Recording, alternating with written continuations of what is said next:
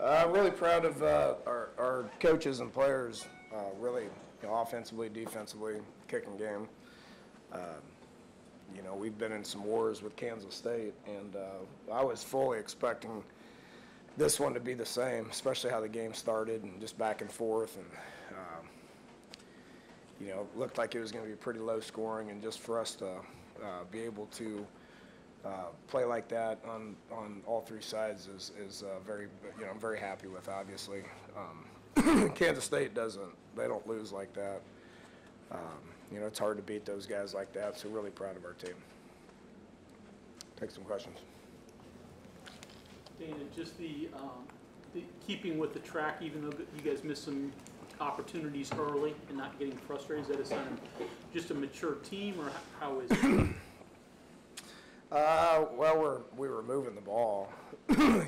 What do we have, 4 turnovers or something? I don't know. But my stance on turnovers is, where do you have turnovers and what do you do with them? And this is 2 years in a row we've turned the ball over against these guys, and our defense has stepped up and not let them score. So, we turned it over twice in the first 2 possessions, but field position-wise, it didn't hurt us. I mean, one's on the 2 and one's on like the 20. So, at the end of the day, it's just like punting, So, we talk all about that a lot. I mean, turn the ball over, that's one thing, but what happens when you turn it over? And I think our mindset as a team right now,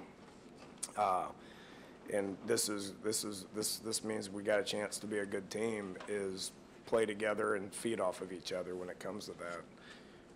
We got to clean some things up when it comes to the turnovers, and we finally got one on defense. I see that too, but that 4th down stop's just like a turnover, right? And we capitalized on that offensively. So, that's proud that we played together as a team, and we'll keep working on that. Is it fair to say that the game may have been won when they had second and 1 and went 3 times for it and didn't make it? I don't remember. When was that? Second quarter. Second quarter. They were in the middle of the field. Was that the 4th down stop? Yeah. They also had second and 1. Yeah, a lot of this stuff runs together. But I mean, that was a key point. Was it 7-0 at that time? Yeah. 7-0. We stopped them on 4th down. We scored. Then we stopped them, and then we 2-minute drive down and scored again. I'm sure y'all were questioning the time on the clock, but finished that half pretty good. But then came out and continued playing well in the 3rd quarter. We didn't do that last year. We had 28 points and scored right before half, and went out there in the second half and didn't do anything on offense. So that was talked about in the locker room. We went out there and we put 2 touchdowns on in the 3rd quarter, which was good to see.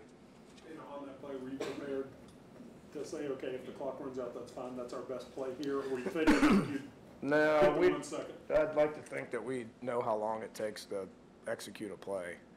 So, is either going to be caught for a touchdown or incomplete, and, probably going to be 1 second on the clock. I felt better when that thing went to 6. 5 is kind of, I wanted to take a chance. I mean, it's hard to get down there. And I obviously felt good about Will and David because they just do that so much.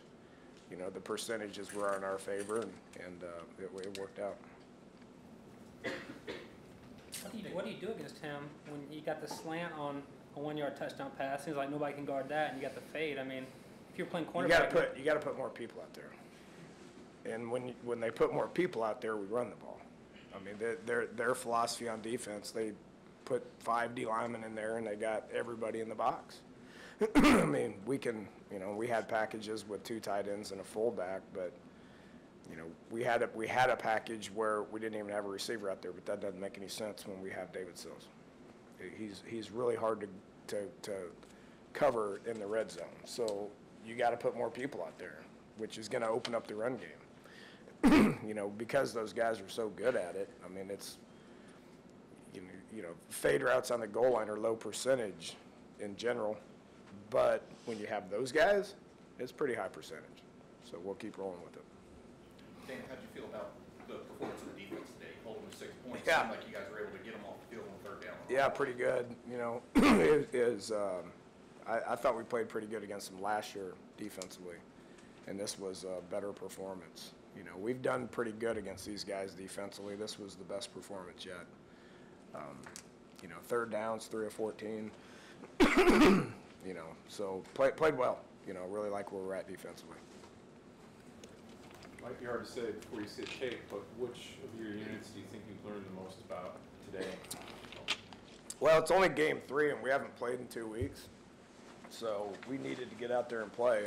I you know, there's going to be things on all 3 sides that we learn. You know, it's still relatively early in the season. We're a veteran team, and you know, we have great continuity with coaches, but I think we're still trying to figure out who we are. Hey, why do you think defensively you're just consistently disruptive? This is like 3 games. It seems like your guys are fast and a number of people get to the action. Yeah, not playing a ton of snaps, not getting tired helps. When you have D linemen that can rotate, you have corners that can rotate. And then the plays are down because you're getting off the field on third down. It keeps them fresh. So, you know, when our guys are fresh and they're fast, they're going to be disruptive. We haven't had that situation since I've been here. I got you. Hang on one second. We haven't had that situation since I've been here. But we have D linemen that we can roll with right now, which has made us better.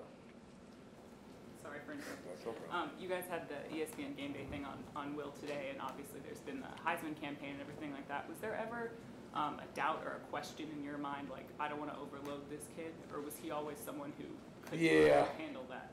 Yeah, I'm not worried about overloading him. He's mature. He's grounded. He's comfortable with where he's at. He puts high expectations on himself. So us adding to it doesn't affect him one bit. You know, he's grown up in a football office, coach's kid. Said it 100 times. You know, he knows how to handle this. He's a professional that's in college. I mean, he just understands how to do it because he's played a lot. He's played so much football. It's why Baker Mayfield's having success at Cleveland. What his performance was the other night did not surprise me because he played 4 years at a big-time high school in Texas, and then he played 5 years in the Big 12, and he played a lot of snaps. That's where I think Will's at from a snap perspective and a maturity. I'm not comparing him to him. I'm just the fact that he's old and he's mature and he's playing a lot. Things are slow and it's making sense to him. But I haven't been worried about overloading him. He can handle anything that we're putting on him. What would be the best way to describe your defensive unit? Sum it up. I mean, I got a couple of things that I'm not going to share with you. You know, I'll be positive. You know, they're a fun group to coach. You know, Gibby's got a headache right now, but they're a fun group to coach. They're fast. They're disruptive. You know, probably reckless at times, but we have confidence on that side, and we got experience and we got leadership, and it's fun to watch. Before the season, a lot was made about the depth and the experience of the defensive line. And now it seems like through coaching and recruiting, that might be one of the best unit or the best unit on defense. Can you talk a bit about the recruiting, the coaching that took it from really questionable to looking like a strong unit? Yeah, we weren't very good on the D-line last year. You know, we had young kids, inexperienced guys, selfish guys. You know, this year it's different. You remove some guys and you add some guys, it can change the whole outlook of the entire unit real quick. You know, and Kenny Bigelow is one of the most positive guys that I've been around. He's got no reason to be positive, but he is, and he likes it here, and he's having fun, and he likes his teammates, and he likes his coaches, and he likes the school. You know, and so he's playing his tail off. Jabril's the same way. You know, Jabril he's fun to be around. They play hard.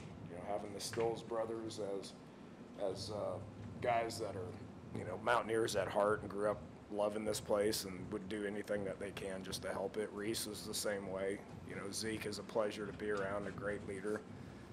The whole dynamic of the room is different, and it's made our defense better.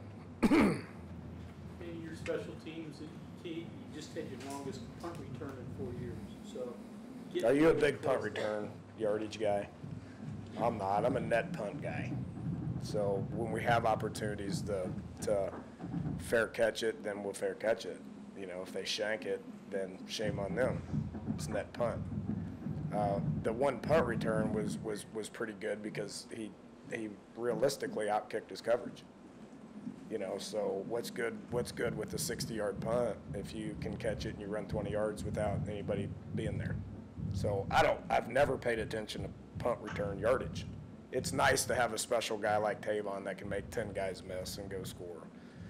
You know, TCU's got one of those guys that can do that. Marcus is doing a great job of fielding it, and it's all about net punt. Dan, your slot guy is getting vertical. Seems like it's more common this year than maybe years past, if not this last year too. How much, I guess how much of an emphasis or how much of a difference? I just finding different ways to target David and Gary, I think, is probably a smart thing. You know, we've always had vertical stuff and seam routes and all that good stuff. We've always had that. We're better at executing it. How many times have you heard me say that we're just not very good at being a drop back passing team? We went through a phase where we weren't very good at it. But I think we're probably pretty good at it right now. Commercially, is this the best job you feel like you've done against K-State, against their return teams by far? Oh, okay. Yeah, this game's hard, and these guys are extremely well coached. Sean Snyder does a great job with those units. They're always a pain in the tail. We've lost games because of that phase, and you know our kickoff team is performing really well. Evan's placing the ball well, and we're getting down the field and we're covering people. You know, we were number one in the Big 12 prior to today, and I think we pinned them inside the 20 like 3 times. So happy with that phase right now. Billy didn't have the best day. He only punted twice, but, you know, got under that pooch, and then the second one he kind of overthought it a little bit. But feel good about that team as well.